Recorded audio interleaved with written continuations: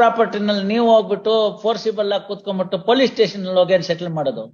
ಅವ್ನು ಯಾವನ್ ಪೊಲೀಸ್ನವನು civil matter ನಲ್ಲಿ ಇಂಟರ್ಫಿಯರ್ ಹಾಕಿ ಅವನು ಸೇರ್ಸ್ ಒಳಗಡೆ ಹಾಕ್ಬಿಡ್ಬೇಕು. ಇವತ್ತಿನ ದಿವಸ ಹಂಗಾಗೋಗ್ಬಿಟ್ಟಿದೆ. ಕಾಕಿ ಬಟ್ಟೆ ಹಾಕೊಂಡಿದ್ದೀನಿ ಅಂತ ಮಾತ್ರಕ್ಕೆ ಪ್ರಾಪರ್ಟಿ ರೈಟ್ಸ್ಗೆಲ್ಲ ಇಂಟರ್ಫಿಯರ್ ಮಾಡೋದಕ್ಕೆ ಎಲ್ಲಿದೆ ಅವ್ರಿಗೆ? ಅಂತ ಪೊಲೀಸ್ನವ್ರು ಯಾರು ಇದ್ರೆ ಕರ್ಕೊಂಬನ್ನಿ ನಮ್ ಕೋರ್ಟ್ ಮುಂದೆ.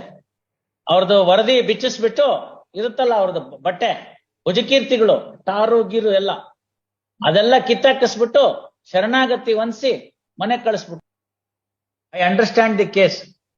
ತಮ್ಮ ಮನೆಗೆ ಇವರೆಲ್ಲ ಹೋಗಿ ನಿಂತ್ಕೊಂಡ್ಬಿಟ್ಟಿದ್ರು, based on some gift deed and sale deed ಏನೇನೋ ಮಾಡ್ಕೊಂಡ್ಬಿಟ್ರು, ಬಂದ್ರು, ಎಲ್ಲಾರನ್ನು ನುಗ್ಬಿಟ್ರು. ನೀವು ಸಾಯಂಕಾಲ ಹೋದ್ರಿ, ಯಾರ್ದೋ ಮನೆ ಅಂತ ಕೇಳಿದ್ರಿ, ತಾವು ನಾ ಪೊಲೀಸ್ ಸ್ಟೇಷನ್ಗೆ ಹೋಗ್ಬೇಕಾಗಿ ಬಂತು. ಪೊಲೀಸ್ ಸ್ಟೇಷನ್ಗೆ ಹೋದ್ರೆ ಪೊಲೀಸ್ನವ್ರನ್ನ ಅವ್ರಿಗೇನೋ ಅಷ್ಟೋ ಇಷ್ಟ ಕೊಟ್ಟು ಸರಿ ಮಾಡ್ಕೊಂಡ್ಬಿಡಿ ಅಂತ ನಿಮ್ಗೆ ಹೆದರ್ಸಿದ್ರು. ಆಮೇಲಿಂದ ನೀವು ಹಿರಿಯ ಅಧಿಕಾರಿಗಳನ್ನ ಸಂಪರ್ಕ ಮಾಡಿದ್ರಿ.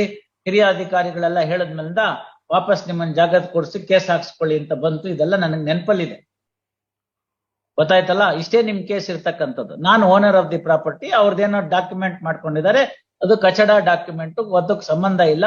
ಆ ವಿಶಾಲಾಕ್ಷಿ ಅನ್ನೋದಕ್ಕೂ ಈ ಪ್ರಕರಣಕ್ಕೂ ಏನೂ ಸಂಬಂಧ ಇಲ್ಲ. ಅವ್ರು ಮಾಡಿರೋ ಗಿಫ್ಟ್ ಡೀಡ್ ಮೇಲೆ ಇವರೆಲ್ಲ ಮಾಡೋ ಪ್ರಶ್ನೆನೇ ಬರೋದಿಲ್ಲ. ಹಾಗಾಗಿ ಇದು ಯಾವ್ದು ನಡೀತಕ್ಕಂಥದ್ದಲ್ಲ ಅಂತ. That's all your case. ನೀವು ಅಟ್ಟೆ, ನಾನೇನಾರು ಅಪೀಲ್ ಏನಾರು ವಜಾ ಮಾಡಿದ್ರೆ ಸುಮ್ನೆ ಗಿಮ್ನೆ ಮಾಡೋದಿಲ್ಲ.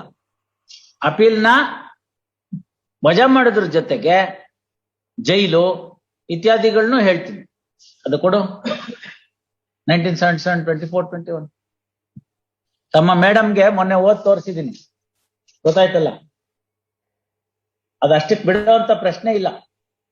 ಸುಳ್ಳು ಪಳ್ಳು ಅಂತ ಗೊತ್ತಾಗಿ ಕೋರ್ಟ್ ನಲ್ಲೆಲ್ಲ ಬಂದು ಸುಳ್ಳು ಪಳ್ಳೆಲ್ಲ ಹಾಕೊಂಡು ಬಂದಿರುವಂತ ವ್ಯಕ್ತಿಗಳಿಗೆ ಸರಿಯಾದ ಶಿಕ್ಷೆಯನ್ನು ವಿಧಿಸಬೇಕು ಅಂತ 77ನೇ ಇಸ್ವಿನಲ್ಲಿ ಸುಪ್ರೀಂ ಕೋರ್ಟ್ನವ್ರು ಹೇಳ್ಬಿಟ್ಟಿದ್ದಾರೆ.